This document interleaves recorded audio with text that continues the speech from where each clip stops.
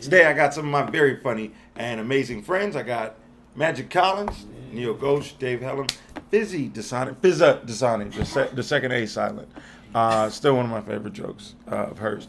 Anyways, guys, these are them. Maagic, why don't you tell the people a little bit more about you? So my name is Maagic, Maagic, Maagic with 2 A's, and you can find me on Instagram, Maagic Man, and I'm producing a comedy show called Fight the Funk Comedy Show and Wellness Experience. Check that out, and that's about it for now. Hello, all of Quincy's friends. I'm Neel Ghosh. I'm a comedian, just like Quincy and everyone sitting at this table. I have a podcast called Goalkeepers with my friend Dave Helem, who's a white guy from Massachusetts. Yeah. I also produce a show called Night Voyage at Club Fado. Yeah. Am I making good? Am I breaking the fourth wall? Yeah. It's Club Fado, every second Friday of every month. Come through. I love Quincy. That felt so forced. I'm not even gonna lie. Yeah, it felt bad. That was a really bad. It felt robotic. Yeah. I am Dave Helem. Quincy was my first roommate when I moved out here to LA from Chicago. I write cool shit. I really shit on Fox, Comedy Central, True TV, and I got a dope comedy show every Thursday at the Bronson Bar called a Dope Ass Comedy Show. That's it. Hell yeah. Yeah. Hell yeah. Yeah. Yeah, and I'm Fizaa Dosani. Just find me online at Fizaa Dosani. One of the A's is silent, but just to remind you. And I created a comedy brand called Facial Recognition Comedy. Oh, yeah. I run it with some amazing women. FacialRecognitionComedy.com at Facial Recognition Comedy.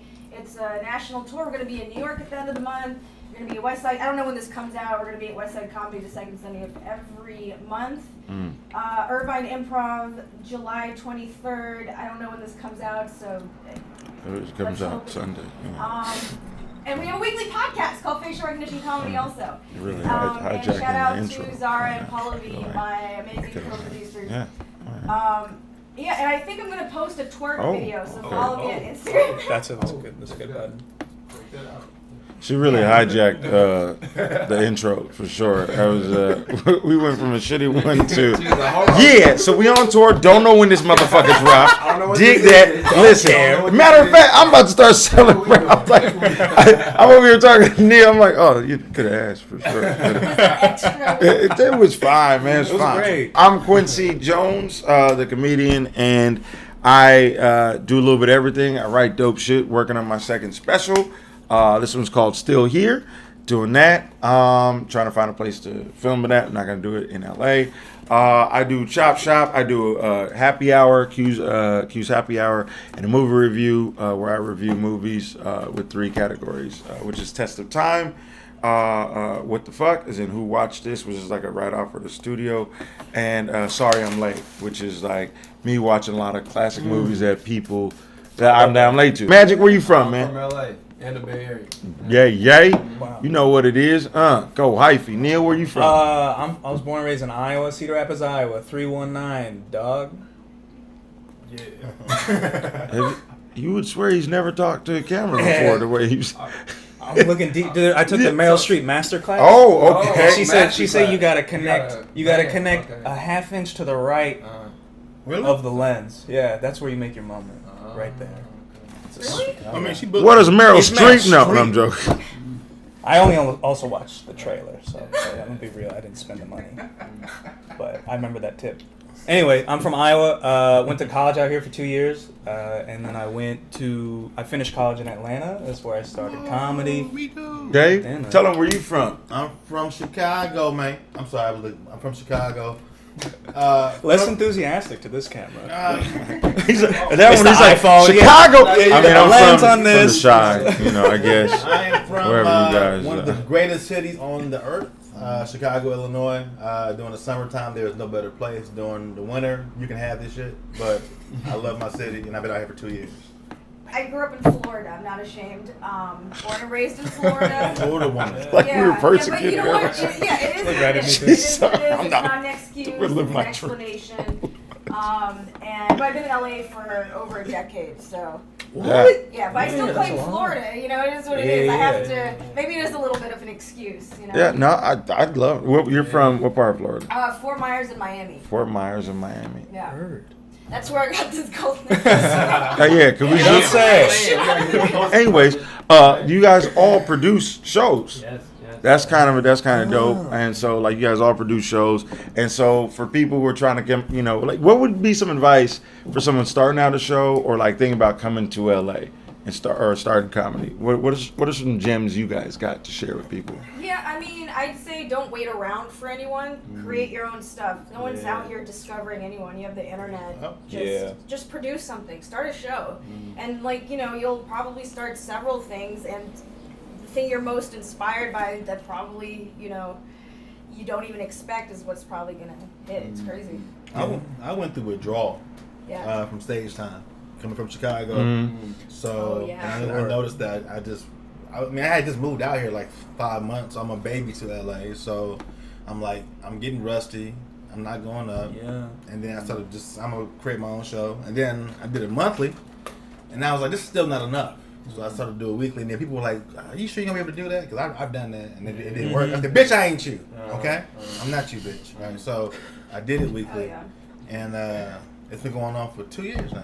2 years? At the Bronson Bar. But Oh, I mean, it's a free show, but I think the key to it is just having dope lineups. Like if you have dope lineups, people are going to come. Yeah, if they enjoy the show, you're going to come back. If you don't enjoy the show, you're not. It's weird though, because like sometimes you have audiences who are like more like PC, and sometimes I bring like these like comics who are like super non-PC who like to say like bitch a lot, and then people are like, oh my god, why they cursing like that? I'm just like I don't really quite know sometimes how to reconnect like my kind of old school comics with kind of like the new school audience right now. And I got to talk to the comics and like, would you please not say anything negative about this or that, and blah blah blah. And they're like, well, why are you being so soft? I'm like, okay, that's why, Well, your That's job why you're is not to getting host. booked again. You know what I'm saying? That's why you not. I wasn't gonna say that, but yeah, you get it. So. I had a weekly in Atwater Village for about 6.5 months, and I ran into the problem of like booking, like we started just kind of booking everybody, and then the quality of the show started to decline. And it's nothing against those people, but I mean, you're going to open mics and you're hanging out with your friends and like, yo man, like, oh, can I do your show? Who am I to say no to you? Like, but so that's why that show is now on hiatus, because we just kind of Go hotcakes? Yeah. Okay. We went But over you gotta learn how to capacity. say no. And that's the trick that I'm learning now with this new show. Is like, you gotta tell people, hang on, we curate this thing very carefully, and like you'll get your chance. No, remember, no is like you have to consider everyone's energy and. Oh yeah, So yeah. People's voices, trying to get distinctive voices. So it's not even like Absolutely. a testament to you as a comic. It's just we're waiting for the right lineup. Exactly. People And take things personally. I think we know. get so much rejection in this industry that Right. sometimes it's like, if someone hits the wrong button Right. at the right time. take it very personally. Yeah. But Magic, your show is about mental health. Funk, yeah. And so, Well, for me, that's cool. it's That's been dope. like, because I've produced on and off for years. right. And it's like, it was always one-off shows. So I'm trying to think of something where it's something that comes from what I've been through, Right. Because I remember I talked to you about, I've been in therapy for like 5 years. Right. So it's like, all right, let me do a show that's kind of more in line with everything I've been working on with myself, and something that I can see more long term. So for me, it's been a challenge to turn it into a business model. Right. Because I don't have nobody's holding my hand through the business, so it's like I gotta figure that out on my own. Yeah. And then find people that can help. Like, if you tweak this, meet with a person here, and like this is what I've experienced. So it's just kind of been a learning curve of what I do know and what I don't know. I think that's one of the best. Like that's what finding your voice is like whatever you are off stage is how it translates on stage. And so I feel like that's what your lane is whatever you're doing, outside of comedy that you do for fun. You know what I'm saying? With, whatever. That's kind of what you should be trying to do in comedy. Because the thing about comedy, the most frustrating part is that there's no blueprint. There's no I tried producing the show. I did not have the same turnout that Dave's dope ass comedy show does. Right. That's just difficult. It's not just like about booking people or stuff like that. It's also it comes down to a bunch like a good set. It comes down to the audience. It comes down to the venue, the environment. You know what I'm saying? Obviously the comedians and their material, stuff like that. So there's a lot of elements that come to making a dope show. And so it's a whole other job. Yeah, people have careers where they are comedy producers. Right. Yeah. So it's just like. It's crazy because in this day and age, it's like we have to be able to do everything. We have to know, or it benefits us to be able to know marketing and business, and then you also have to be undeniable on stage, right? Because we're on top of all that, and follow everyone. I kind of follow anyone. I kind of feel like if I could, I would take off comedy in the summertime and come back in the fall. Like it's very difficult right now to get people. Cause people, LA leaves LA during the summertime. Yeah. So I'm realizing right now, like. Why am I doing the show every week when for like 12 people? It'll be back in the fall and people will want it again. You know what I'm saying? Or the winter. Yeah. That's right. It's hard right LA now. particularly is like a really kind of unique market in that way because like people if you have a job and you drive home through fucking the worst traffic and you get home, it's like, hey, my friend's got a comedy show at 7. It's like, Let me sit. That's destruction. Your show is not going to do It's shit. just not happening. Comedy show should not start before 8:30 in LA. It's just not going to happen, right? Like, That's real, man. But I mean, on a weekday. Just as far as like getting people out to come to your show, especially. It's still the summer's not happening. Oh, those summer, those daytime shows. Yeah. Oh. But also, like, the thing, like, because comedy, there's so many fucking vultures in the art form that, like, the motherfuckers don't even follow etiquette anymore. You know what I'm saying? I remember Dave was telling me about when he got the Bronson Bar show. He was like, yeah, I'm starting a show. And, like, it wasn't even a couple shows in before someone else tried to poach your venue. And didn't even ask him. Didn't be like, hey, is it okay? I know you got this thing set up. Just went to the venue. There was no comedy there before me either. There was no comedy before. So Dave started it. It's cultivated and it's grown. And then someone just went up there and was like, talked to the venue. He was like, yeah, I want to do a show here. And they're like, did you talk today? Oh, the venue stuck up for you? Yeah. That's They fucking were great. like, we're only doing comedy through you because like you do it. That's every amazing. Week. Yeah. That's amazing. And you sort of discovered the venue for comedy too, right? Well, Tone Bell put me onto it. You know? Oh, cool. Tone Bell was like his Saturday night spot to go hang out. Right. So I had my birthday party there. Yeah. And I just saw it was a cool vibe. I was like, I should do a comedy show here. You know what I mean? And they were with it, you know? Cool. It's crazy. So I always another thing with owners, like that's what I've noticed as well. It's like having a good relationship. You with got owners. to. Yeah, if they don't understand comedy, or don't really mess with it like that, that can also like torpedo a show. Like I used to host an open mic a while ago, and the Chinese food guy, it was like a Chinese food store or restaurant, and he didn't understand comedy, but he was trying to save his business with comedy. He didn't want the like, customers to come in. Yeah, he's like, dude, this is not gonna save your business. And then he tried to get for our open mic, he tried to get a 2-drink minimum for a mic for it's like 3-minute spots. It's like, dude, I'm not gonna do that. You mean for the comics? Yeah, for the comics, Ooh, I had to do a that's 2-drink minimum horrible. for a 3-minute set. It's like, I'm not doing that, man. And that's where it's like I kind of took a mental note where the owner is so important to the show and having that relationship. Like, look, this is what we're doing. This is your what are you trying to get from this show? Because I can tell you right now, it's not gonna be no money maker as far as that goes. I think full transparency up front is so important. One time I did a show at a place and I found out the day of, they're like, yeah, we don't have a license to let people use the bathroom here. Yeah. And I had to like slip a business like a 20 next door and just say, can we use your bathroom? But like, the day of. For $20. comedy, That's baby. right. That's comedy. Yeah. That's so. Sometimes the lack of respect that they show comedians and our craft, and like if you have a backbone, because like we're all grown, you know what I'm saying? Like except for Neel, you know what I'm saying? Most of us, With my fucking power line. Yeah. We all grown. All of us was like, yeah. No, because like when you get grown, it's like you be like, man, like you're no longer just hungry for any and every stage time. Yeah. Like when you've been doing it for a minute, you're like, yo, you want me to go to Palmdale? Okay, how much does it pay? And they're like, we'll give you 2 drink tickets. I'm like, Yeah. Right. So I'm make negative $75. you want me to drive to 15 minutes. Palmdale Yeah. for 15 minutes? And then you're like, man, and then someone will be like, I'll do it. And then the show keeps, And it keeps going. and it keeps going. And you be like, yo, Cycle. But like a lot of the thing about comedy that trips me out nowadays with a lot of comedians is that this is a team sport, but a lot of people never play sports in this. You know what I'm saying? So like they think it's just like, oh yeah, you know, they book their friends in their shows, they hang out, they get their references, they make each other laugh, and then you drop them in a show where that's not their comfort zone. They're like, you see them struggle, floundering. You're like, it's funny how it all comes full circle. You know what I'm saying? Also, I think like when you're a comic of color, like you have to be more well-rounded and knowledgeable than when white comedians do it. We have to work harder and prove ourselves more because there's less spots, so to speak. Right. Now we create our own stuff, so fuck all that. But Right. you know, it's to get like recognized within the establishments, Yeah. the machines. It's yeah. like you have to we have no choice but to be. You have to make your own thing and then bring it to them. Yeah. Be like, hey, can you put this up? On that note of proving yourself, I feel like that's something I've had to take my foot off the gas on, because like I've always had this thing where I gotta prove it. I gotta prove that it's the product. I gotta prove it's worthy. I gotta prove it. It's some click as far as like fuck the proving it. Yeah. I'm Right. doing this because I want to do it. Exactly. I know the vision. Let me just trust the vision. You might lose some people along the way, but trust that shit. And that's kind of where I had to own that. I think that's Process yeah. versus Oh, the process. outcome. Exactly. The process. Dude. Joe the and journey, B, man. that shit. Yeah, I think that's the answer to the question though. Is like, there's no blueprint out here. If you want to move out here, there's no blueprint.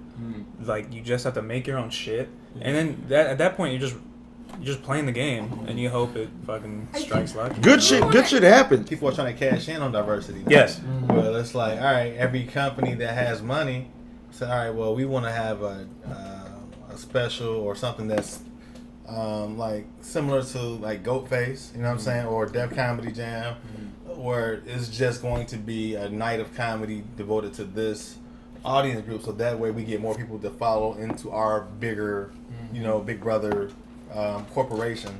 And they have all the money in the world, these corporations. So for them to, for Netflix to like give a couple million to produce another version of Def Comedy Jam, for them to get more people subscribing to Netflix, they don't give a fuck. Right. They got all the money in the world. But see, that's commerce, right? Like, we're talking about it from an artist perspective, but like commerce is like, you see something that works, let's make 10 billion of them, because it's just money generating. And it sucks because I've been on sets where it's like, I'm pretty sure the only reason I'm here is because I'm brown and like, you know, like decently attractive.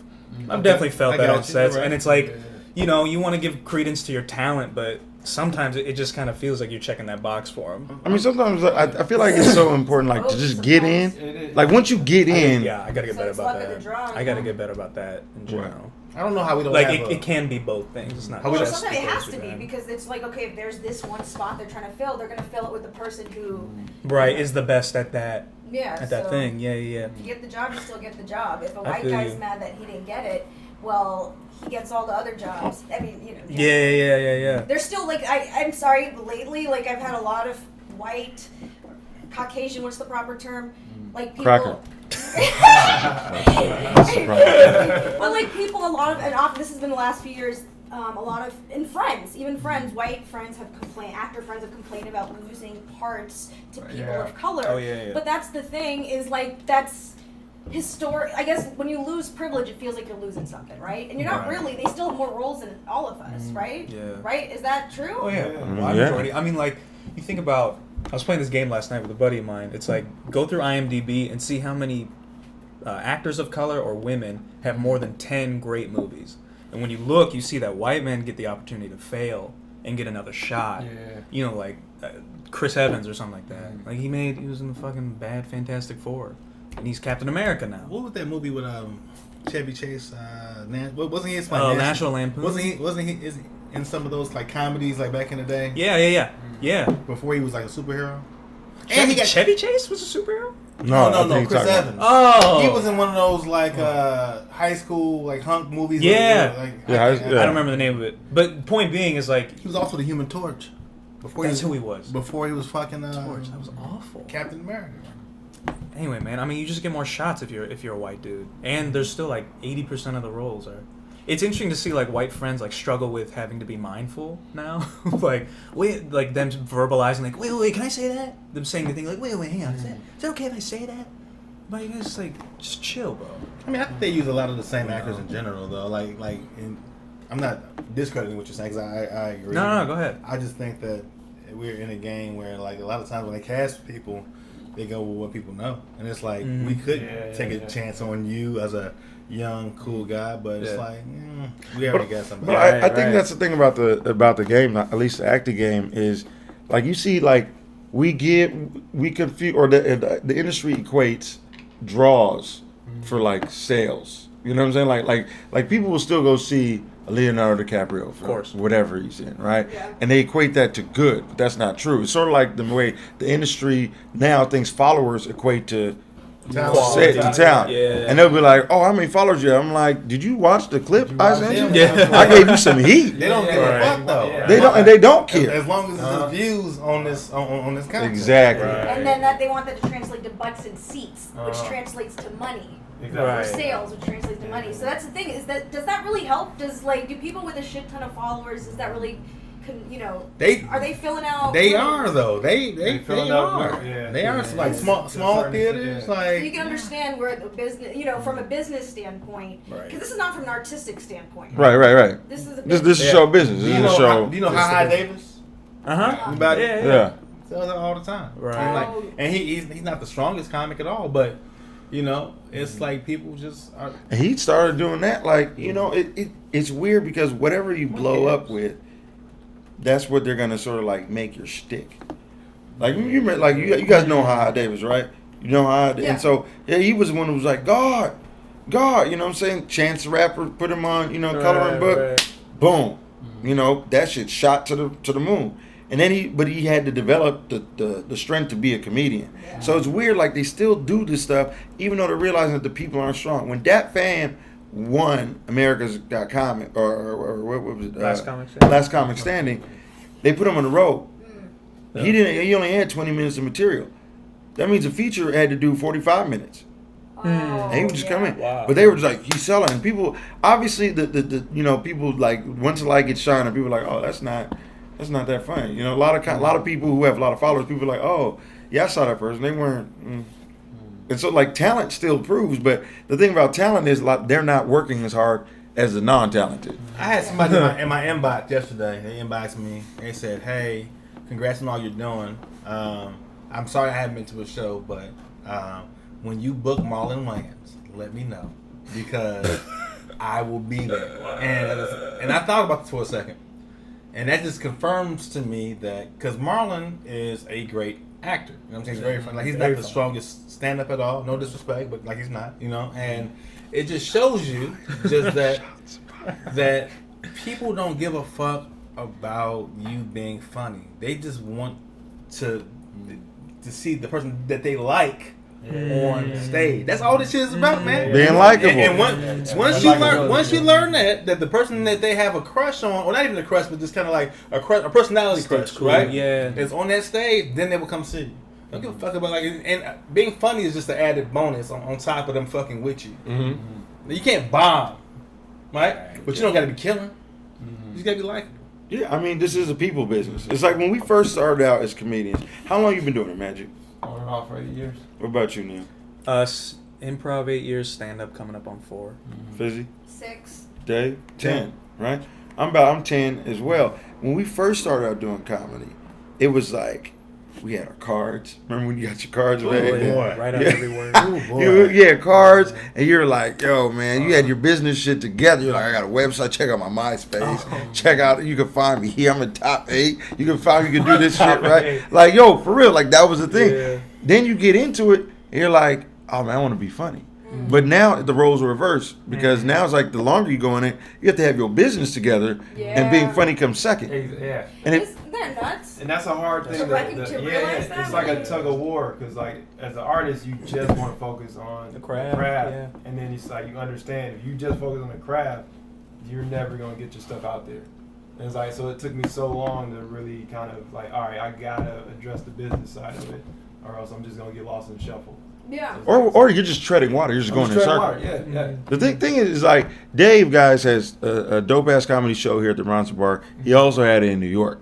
Chicago. In Chicago, sorry, Chicago. Damn, I'm losing my fucking mind. Yeah, it's just, so he had it in Chicago. So it's like he has it. He was flying back. You flying back I and still forth. do have it every third Friday. In Chicago. Every third Friday, he goes back. You to go Chicago. back? To Chicago, yeah. Wow. He making money. I gotta talk to you Oh. about that because we're gonna do that monthly in New York. You now, got so. you got to maintain Yeah. whatever fan base I had in Chicago. Yeah. People fuck with me for leaving. Like they're like, yo, we support wow. you. So they That's come back, beautiful. That's but I beautiful. also give them dope lineups too. So Right. it's kind of Yeah, like yeah. it's like the move every third Friday Man. in Chicago. So what was that? What was it like in Chicago? I mean, was it just Oh, people come out? It's a whole different vibe. There's no, like, who's on the lineup. I'm not knocking. He's done my show in Chicago before. Yeah.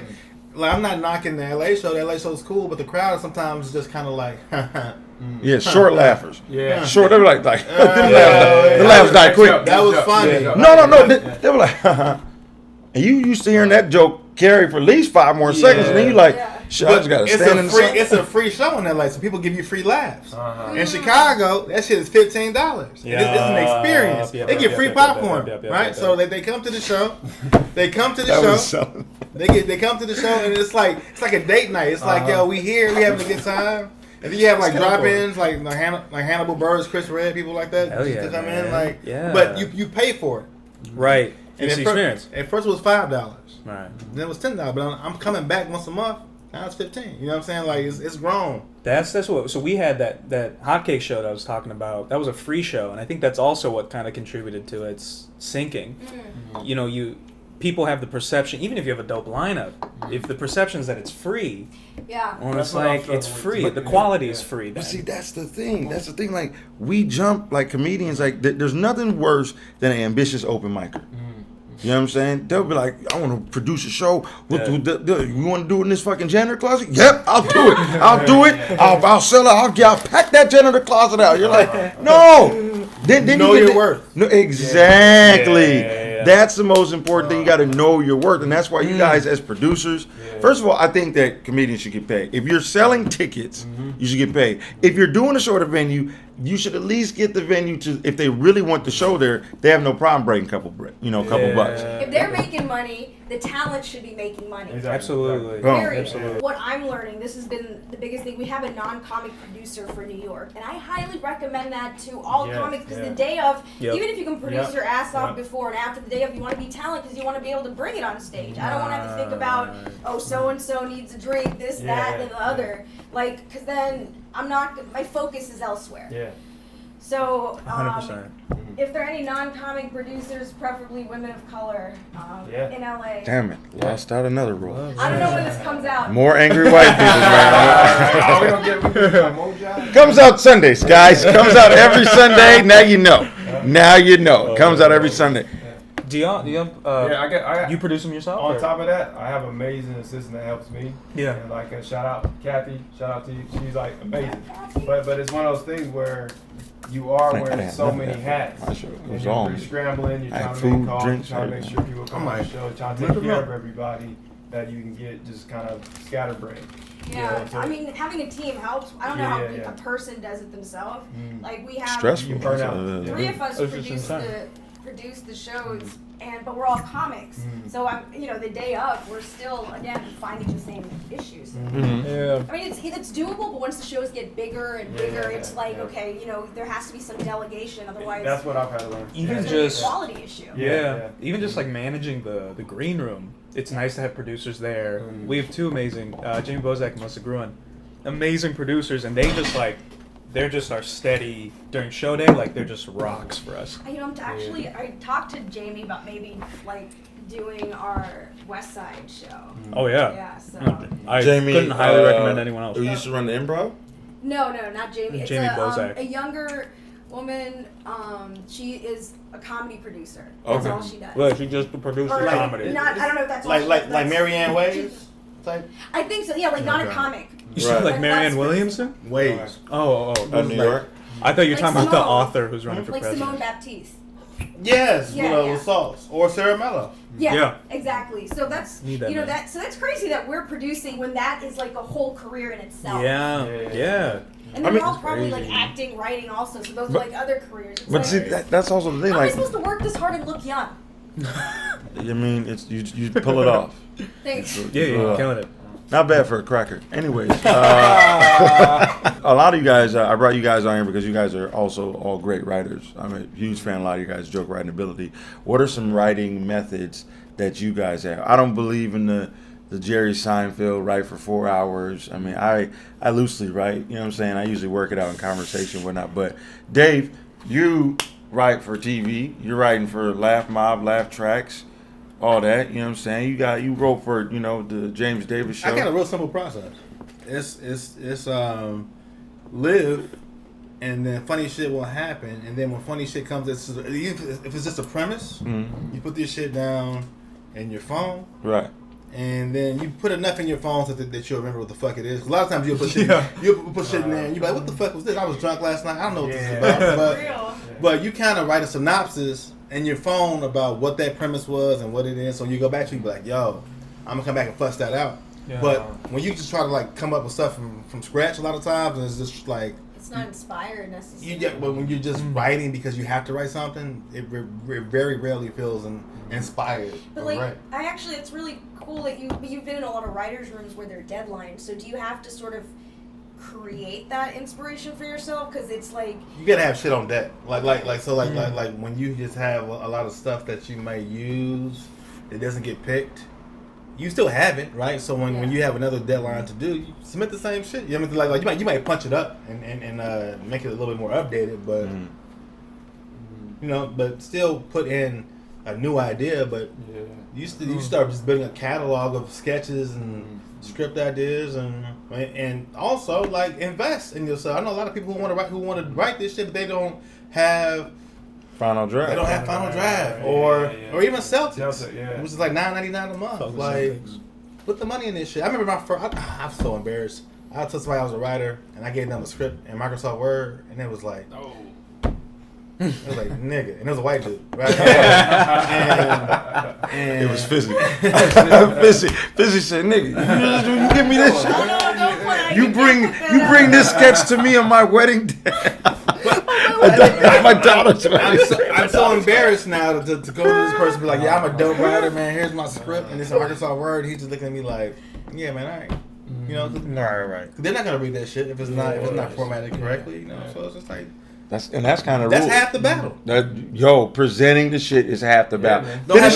Finishing it. Don't have no typos in that shit. Like for real. Finishing something and then being it, presented in the right format are so crucial to success. I mean, granted, there's a lot of, like you said, connections, nepotism, luck. Yeah. But we work hard to be prepared for when luck hits. You know what I'm saying? Like luck hits, but people were still grinding up to that point. You know what I'm saying?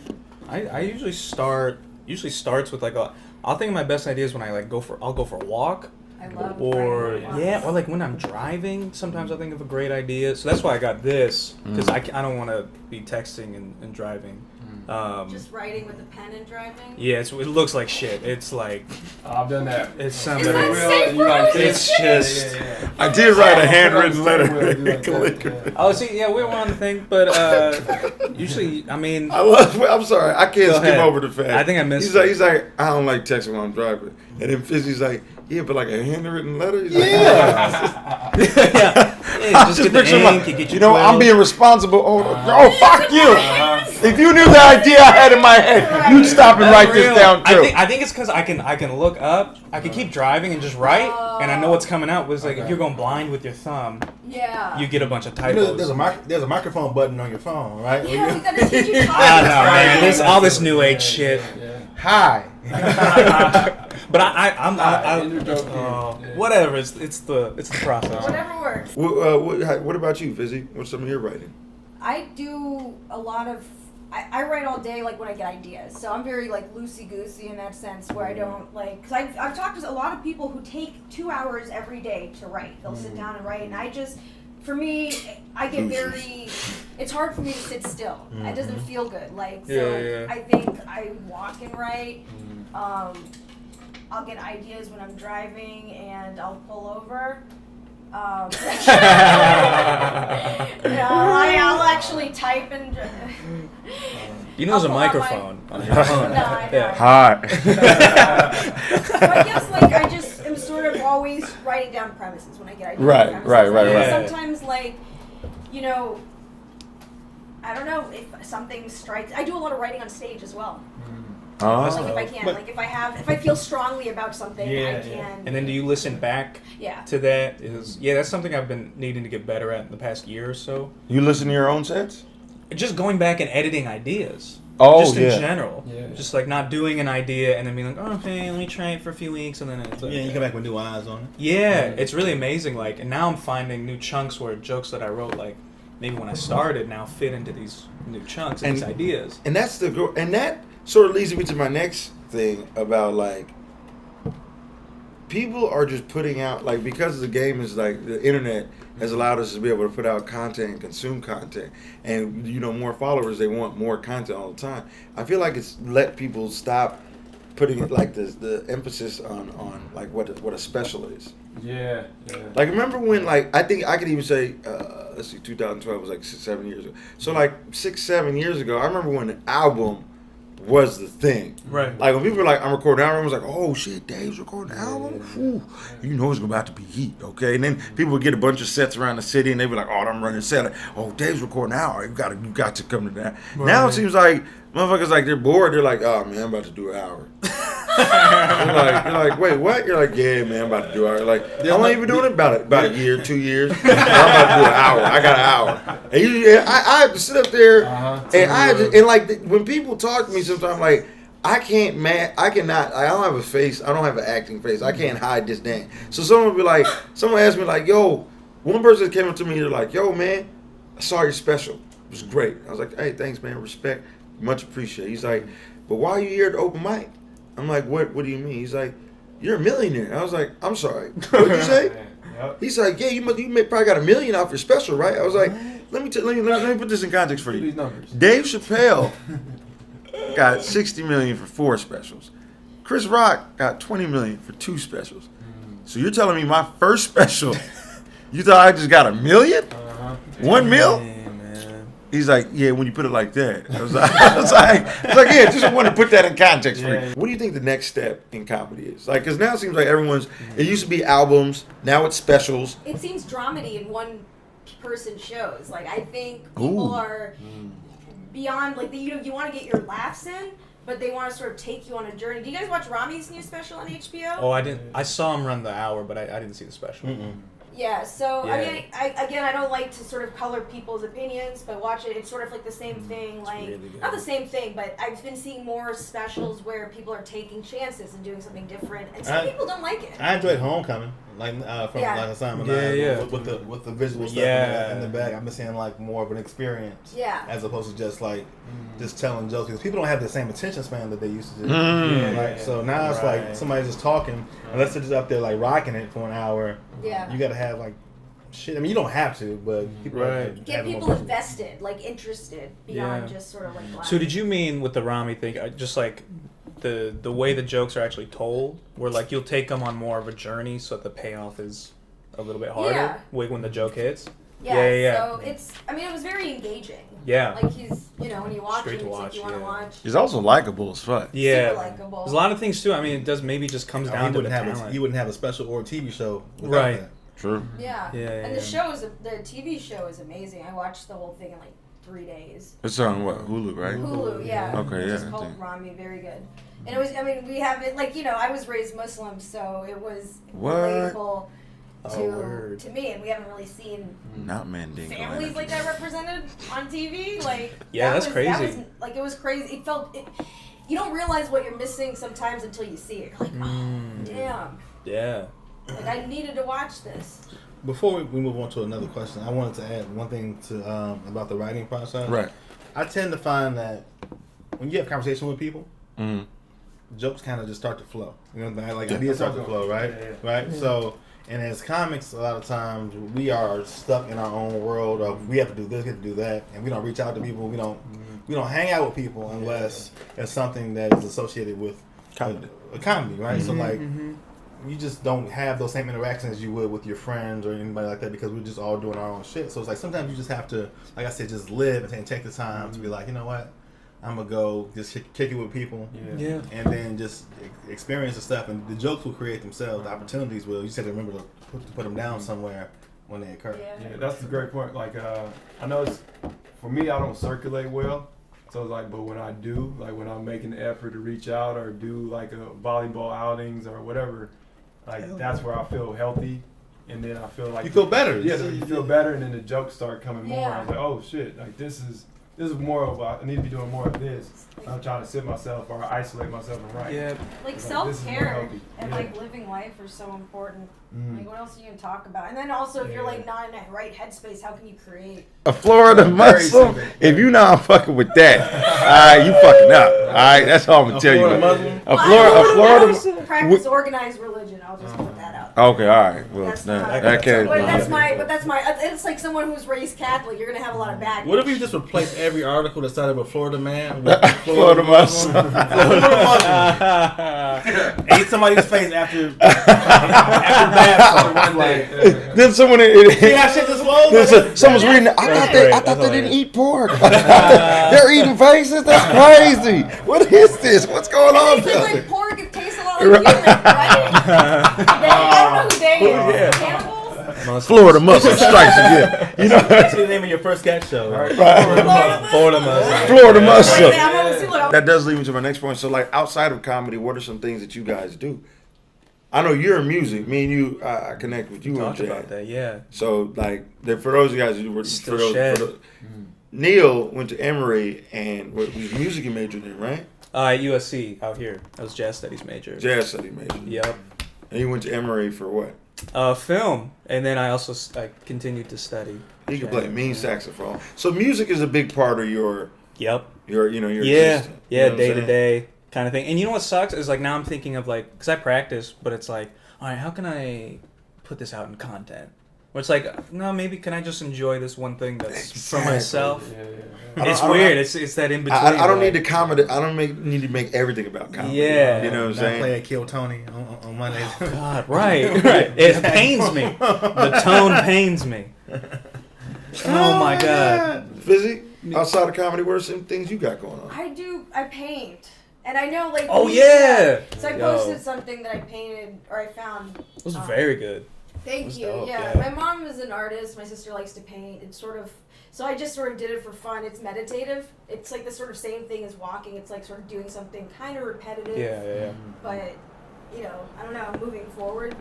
So, yeah, I like that. I used to I just like making stuff. Like, I designed furniture, made platform shoes. Magic, what about you? What's some things Oh, you do man. outside I'll comedy? go like maybe 3 weeks ago. I just went to Big Bear, so I just do like some random trip. I love it. So I just drove out, got myself 2 tacos and a Corona, and I was like, all right, I'm good. Watch the sunset, little personal date. I was like, let's do this. I Yeah. love that. Such an important thing. I think audiences need to understand that they bring something to the table in terms of energy.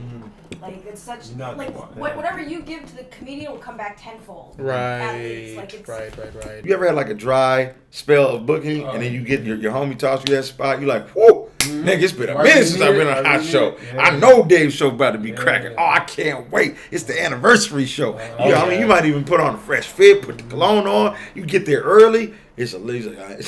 Then they gave with the, I don't know what happened. I don't know what happened. It's usually not like that. And you be sitting there distracted. You be sitting there like, you be like, hey, you can't blame Dave. But it's that one time they're like, yeah, that earthquake just been killing comedy shows, man, all over. You like, nigga, that was weeks Come ago. on, man. It was weeks ago, motherfucker. Why? LA Used to be thinks that there's always something better Exactly. coming. Like, I'm Yep, here, yep, but yep. I could be doing something. Yo, better. and so they act like you Relax. people, they walk in like princes of fucking foreign countries. They'll be like, I'm here, make me laugh. Yeah, make me Yeah. Wait, you're not like you ever gone to a comedy show and people have been like, oh, there's no food? You're like, wait, what? You know why the Comedy Store and Laugh Factory do so well? Food? No, because they have people who come to the shows who are not from here. Yep, Yeah, that's right. They got That's tourists. right. Yep. Tourist People bus that are like, come this right is the best entertainment in the world. I'll come here. People Yeah. be like, my Instagram page. Yeah. They Don't- don't have like just local. They don't LA depend on folks. locals. Just Yeah. it's just. But like even dating wise, like the philosophy is like across the Oh, board. wow. People like to keep like I used to have a joke. I was like, I know I found the one when we kick it 5 consecutive times without flaking on each other. Like, I'll marry her. You know what I'm saying? Like right there. Like, that's the one right there. That's how you, because everyone's like, I was, you know, like, you can make plans 2 weeks in advance. Then they, you know, hit you up like, I got tickets to go see Toro y Moi. It's very dope. And I got, can we reschedule? You're like, yeah, it's an opportunity. But then also it's like, but I was looking forward to kicking it. You know what I'm saying? Like, I get this opportunity, but also like, you have an extra ticket? you know what I'm saying? Like, are you telling me to come with you? Like, where do I fit in your new plans? That's my shit though. What? Is music. Music is my shit too. Like in terms of like how I'm like I like going to concerts. Like that's my jam. Oh, yeah. Yeah? So, I saw Anderson Paak last week. I'm gonna see Freddie Gibbs and Madlib on next Friday at the Nova. Novo downtown? Novo downtown. Okay. Going to see the Roots at the Hollywood Bowl, and I'm gonna go check out Jill Scott. I think at Novo as well on August 3rd. But it's just like that's just what I like to do. Tour dates.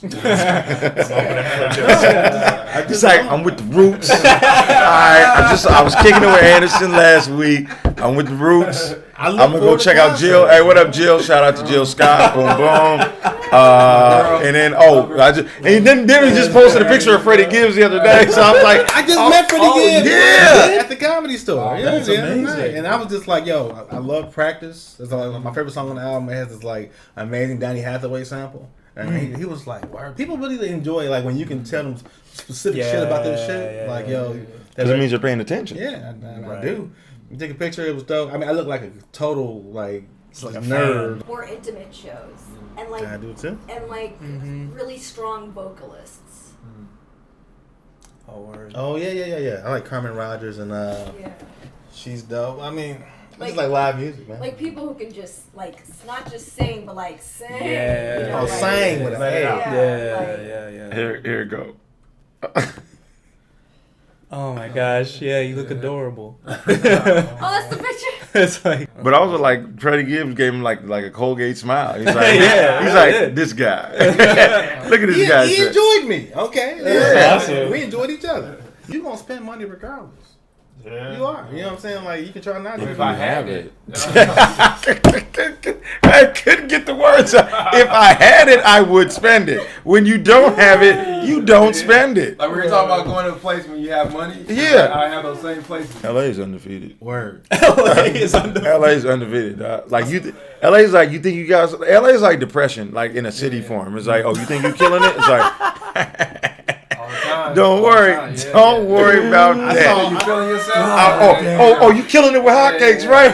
Bring that to me. LA. I remember I did your hotcake show. It was outside, nigga. I was pissed. Oh yeah. We did in a backyard Echo Park. First of all, it wasn't like the cute part of Echo Park. It was like up in the hill, like. Okay. And we had Diner. some fountain parking. Did it. It was cold. It was outside.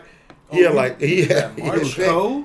It was March. Yeah, it was unseasonably cold. Yeah, it was And cold. windy. It was windy too. And so I was sitting there. This nigga was offering pancakes. I was like, it's cold though. But pancakes are warm. Oh, this was your show. We were on the show together. That's right. Oh, Show together. I was on word. this That's show. right. It was cold. That was the last It time he was booked me too. fucking But bad. anyways, what were you saying, Dave? That's I not saw true. a meme.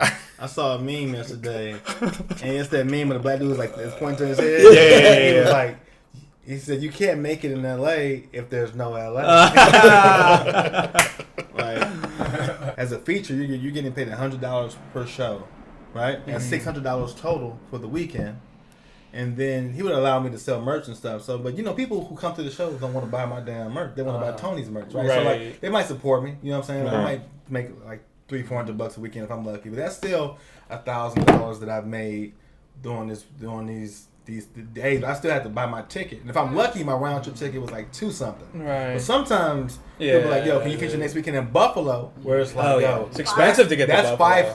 $530 round trip." Yeah. So now I'm only making like $300, and you're gonna spend money when you're out there. So you're only gonna take. You might even lose money on this trip. Right. Man. Like, I Yeah. just- Not to mention going in a plane, like just the wear and tear on your body, yeah, like man. fucking And kills people you. don't. But people look at it like And you're not cooking. you should be. Yourself. You should be Right. grateful that I'm giving you this opportunity to do stuff like that, right? Yeah. So.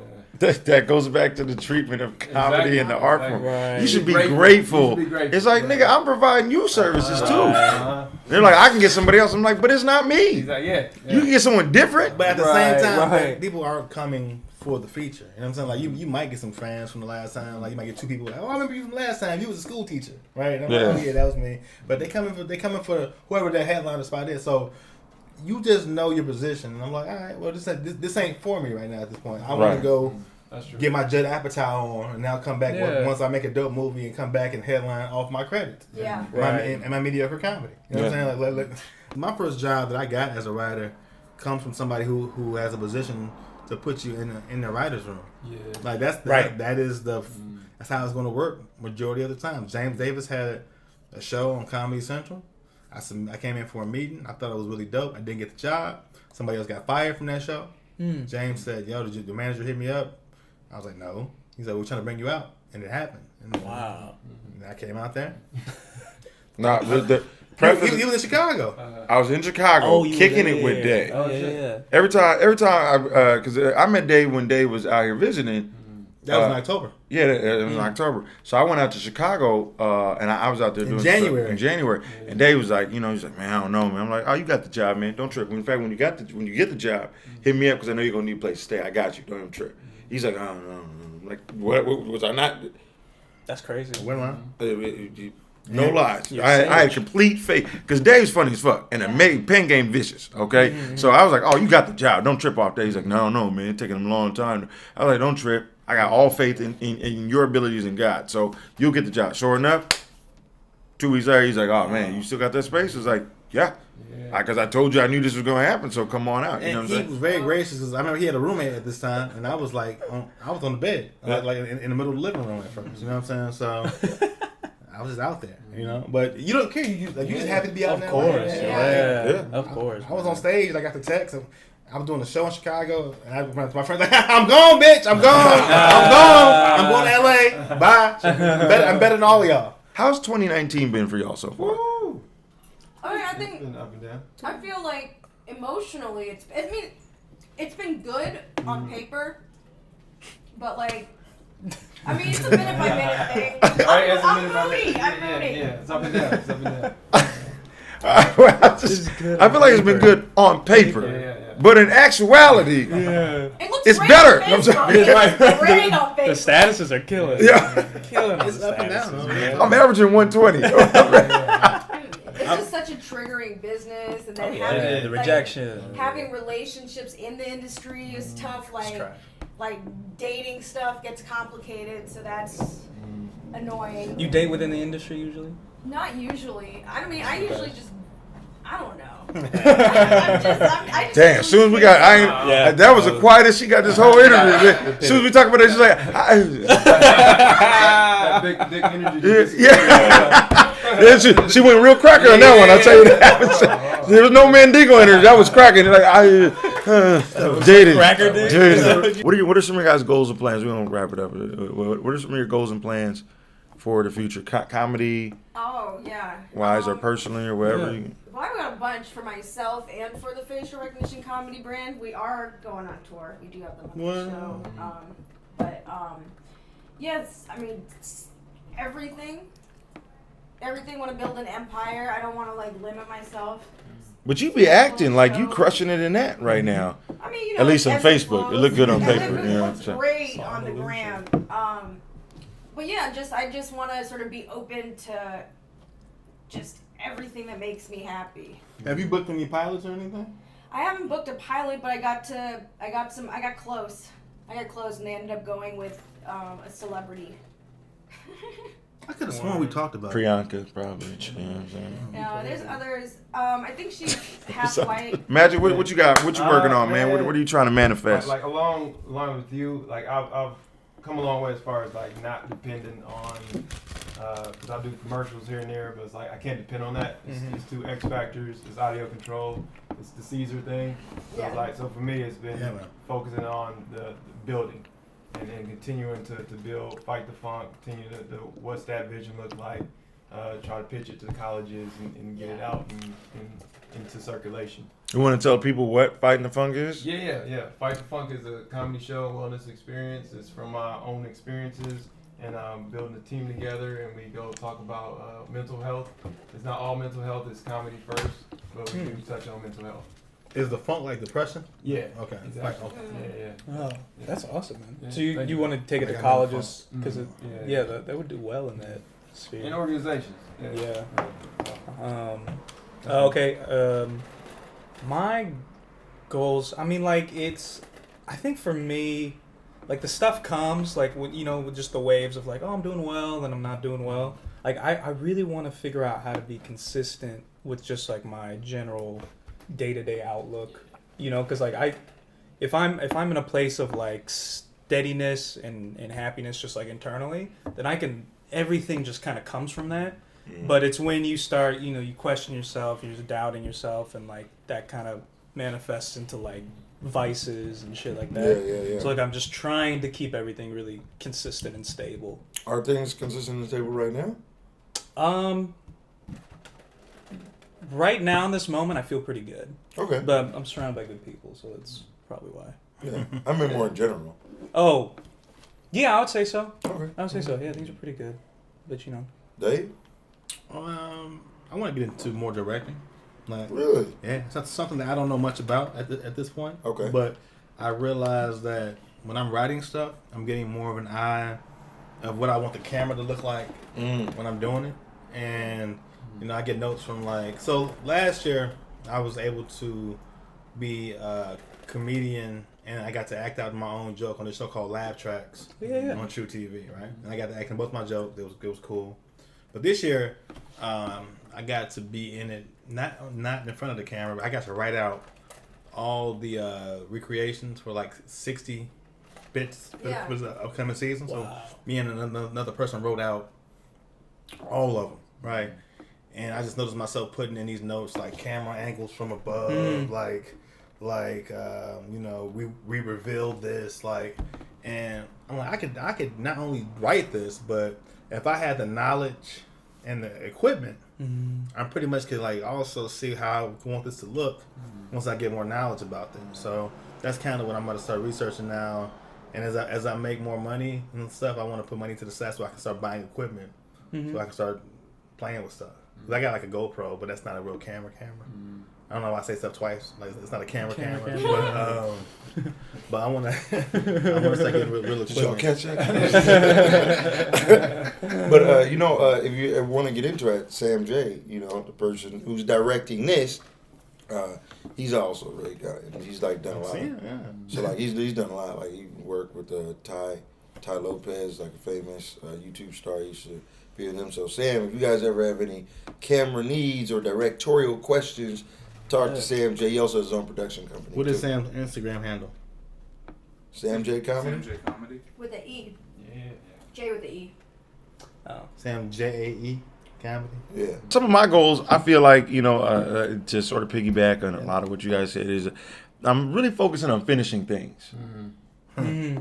I think that's what, because I feel like sometimes we fall in the habit of talking and we like the reaction that we get when we talk about something, and then no one's ever really holding us accountable, so they don't follow up. So you can just always run the same bit by everyone, oh yeah, I'm writing a movie. I'm writing a movie. And then you finally, some of them might be like, you've been writing a movie for 6 years now. What's up with this movie? What's up with this idea? And then that sort of was oh shit, I actually have to do work. So I've been focusing on finishing. I like to finish. I'm gonna submit for an SNL writing packet. I was hesitant before, but at this point, fuck it. Just throw a dart out. yeah, because when you don't have representation, and I had representation, when you don't have it, you just got to create your own stuff that feels organic, And this to me felt organic, So that's why I told Sam, I was let's do Chop Shop, There's no, it's not forced. I want everyone to eat, so it was okay, we're chilling, we were talking about stuff, and so it's that was what I was going for. That's organic for me. I didn't want to be I'm gonna do a podcast. It's just not my thing, you want to choose something you can be consistent at, also, Right. So I want to focus on finishing tasks. No, I'll tell you in a second. Now we all want to know. No, tell us now. I'm not laughing at you. You talking about finishing stuff. Yeah. And I just had a very painful experience where I don't do that anymore. I don't talk about what I may be doing before it comes out. Oh. I had a bad experience happen. Yeah, having other So people. it's kind of. Those are civilians probably asking you about that, though, aren't they? Like, No, I don't talk to civilians. I was like, it's Talk about the ways of whoa. no. Oh, I only deal with artists. It's Okay. you know, like I would tell you, but I wouldn't. Speak. Civilians. No, get up. Shoe civilians. The way he said like disgusting. Civilians. Me? Talking to civilians? Yeah, you grabbed your pearl. Man, listen, I fight the funk with comedians, okay? that's funny. Oh, man. So, all right. It's just what it's like for me. That's where I feel like when you talking to everybody about it, it just becomes like, oh, I'm just. It feels like it gets watered down. Yeah. But so I'm trying to be specific with like, all right, let me. If I feel an impulse or feel like that instinct, like, Right. let me talk to this person about it, see what they think. Right. But it's like I don't just talk about it in general. So I feel like with comics who are probably trying to get to a certain level, they might care more about it. Yeah. But when you got people who just do like a lot of dope shit that like they've been in multiple writing rooms, or they just don't care, man. Exactly. They just That's like, so. hey, man, Yeah. like, so. It's very It'd be humbling kicking in with people like who are like a couple levels above you in your comedy career too. Like when you talk about Sam J, like I hung out with her at the Cellar earlier this year and was watching niggas go up, and I was like, I'm not there. Mm-hmm. I'm not there. It's not that I didn't think I belonged there. I just realized that in this hierarchy, I'm not one of the bigger dogs. I'm lower on the totem pole. So I just had to sit there and be humble. But when you be humbled in comedy, you're like an Arthur fist, boy. You be like, I realize that that's the way that you gotta be, because when you start mouthing off, when you're on the bottom of the totem, people just look at you like you don't know shit. Shut the fuck up. And then when you get to a higher level, everyone pays their dues. Yeah. But once you've been in the writer's room, once you get in the writer's room, you're more likely to end up back in the writer's room because all you need to do is just get in one room. Right. I never even been in the writer's room. You know what I'm saying? So it's like it's all about like creating and doing your own shit, finding stuff that's organic for you and stuff that obviously adds to mental health. Well, I think that also brings up mentors. Because that's one thing I've struggled at, where it's like I was just doing everything by myself. And like, as I've gotten older, I was like, no, you need to fucking look up and have people you look up to, and like, all right, humble yourself and get feedback. Yeah. Because I wasn't getting enough feedback early in my career. So yeah. No one helped me like that. Isn't that weird? Like, because we've been doing it 10. You guys have been coming up, around there or whatever, 4 to 6 years or whatever. But it's a trip that like comedy doesn't actually have mentors. Yeah. Like no one really, and like no, you won't get a straight answer out of anybody in comedy. Because there's no one. Because there's no one. Exactly. people Right. People are Some intimidated. people aren't trying to. But you know what I mean. Give you the keys. They're trying to hold this. People are like comedians are hoarders. Yeah. They'll be the first one to be like, yo, comedians are some shiesty people sometimes, man. Like some real like if they weren't, there are a couple comedians that if we weren't colleagues in comedy, I'd have slapped shit out of them, like without a doubt. Like I'd be like, you're a shitty human being. You deserve to be hung over a balcony. Like on some real shit. You'd be like, oh, you're just a bad person. Yeah. It's all out of fear, though. It's definitely a lot of projection. Like, but for me, like when you guys, Facebook or otherwise, when people have wins, I celebrate their wins. Yeah. And it's genuine because I'm like, yo, someone I know is winning. Yeah. That means I'm doing something right because someone I know is winning. It's in your universe. I'm in the building that I need to get in the room that needs to happen to me. That's why I try to train myself to like other people's success. If they're around me, that's my success too. And same, my success is their success. Like, like we all are sort of in this together in a way. I don't know. It's I think also just like whenever I feel like there's that pull, like someone posts something and you want to feel success, but then sometimes it triggers that feeling of inadequacy. Yeah. I try to immediately just reset and just send them good vibes. Yeah. Wish them the best. For sure. And then I just and it's almost for a selfish reason because it's just like I'm sending it so I get the good vibes too. But it doesn't matter because it's like all. I don't know. But also we don't know, like no one's really like few people really post the losses. You know what I'm saying? Like social media. So we don't know if they were on their last can of Hormel chili. You know what I'm saying? They're like, yo, I got this. You're like, whoo. Man, so all we see is like the shine, like, I got this show, this, that, and third. You don't know, like they might have had sometimes I'll see people on Instagram, they'll post like their bookings. And you're like, God damn, you booked almost every day this month. Yeah. I'm like, the fuck? I mean, and yeah, I'll be a hater for sure. I'm not even liking that post. I'm gonna be honest. I'll be a hater. You gotta have balance. You know what I'm saying? Don't get no likes. Yeah, you ain't get my validation. Scroll. Thought you had support from me for all them bookings? No, baby. We not doing that. So it's like, you try and be positive, but sometimes like, it doesn't make me feel inadequate. It makes me be like, damn. I'm not. It just brings up sometimes. It's like, damn, I haven't had a win in a minute. You know what I'm saying? So when you see people break, like, damn, all this make me feel inadequate. I'm just like, damn, I've been losing for a long. Like, damn, you look up at the scoreboard, you're like, all right. Yeah. I didn't think we were that far behind, but shit. Like, you look up at the Facebook scoreboard, you're like, ooh, haven't had a 100 status in a minute. Damn, I'm kind of stuck in it. I got to figure that out. But what that actually kept me off of from being active on social media for so long. You can be humble and happy for yourself. Yeah. You can be humble and still share good news. Mm-hmm. It's just, yeah, I think we're not the most stable group of people. We're not. So we're all just, we're all just trying to what's it called? Cope. Cope, yeah. Oh, you're so trying to cope. For sure, man. it reminded me of like this old, what was that Kanye West lyric off of Chicago, or was it the second album, Late Registration? I was having nervous breakdowns. Damn, are these niggas that much better than me? And that's what goes through my head a lot of times. You look at a lineup, you see someone get a show or someone or headlining a club or something like that. You're like, I message these motherfuckers. Some of the Let's call JFL every year. Yeah, you see the list. I said it. But there's two things. One is I'm 26 and kind of understanding that you're not gonna be exceptional, but that doesn't mean you can't have a career. You said 26? I'm 26, yeah. but even because the people that you look up to are out of the mouth of babes, fucking maestros. No, you know what I mean. No, it's kind of and accepting that you're not going to be this product. Here's the thing: we all can't be Bill Burrs or Kevin Hart's or Seinfeld's, we all can't be that. Right. Statistically, it's impossible to be that. But that doesn't mean you can't have a career in comedy. Right. You hit the nail on the head. It's like, you got to be positive because everything is circular in the universe, and that when you put it out, good stuff comes back to you, and that's the ebb and flow of the industry. I'm 36, and so when you start dating, following your dreams is no longer cute. Yeah. At 36. Exactly. Right. Yep. It's not when you're 26, girls are like, oh, that's so brave. I think it's dope what you do. You're 36, it's like, so you broke? You have words like aspiring. You ran out of aspiring. Failed. Ran out. Yeah. Failed comedian. We ran out of that. Yeah. So it's like that's crazy. But you got to be positive. You know what I'm saying? Right. It's important to stay positive, and that's what that's why your show. I'm excited. For Fight the Funk. It's definitely focusing on mental health and self-care.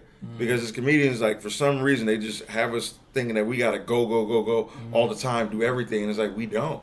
And that's why Dave said, hey, you got to live. If you're not living, you're not going to be that funny. Exactly. Yeah. That means you're going to be trying to fabricate funny, right? Which is not going to come across as genuine. And people are going to be like, oh, it was a funny joke. It was well written, but you didn't live that. So it's not connecting to it. Yeah, so you don't connect to it, so they're definitely not going to connect to it. So authenticity always wins. Thank you guys so much. Do you guys want to plug your social? I really appreciate it. It was a good conversation. You know what I'm saying? Definitely learned a lot, and it felt good to talk to people who you hear that they get it. You know what I'm saying? Because you can't talk to your civilian friends about comedy.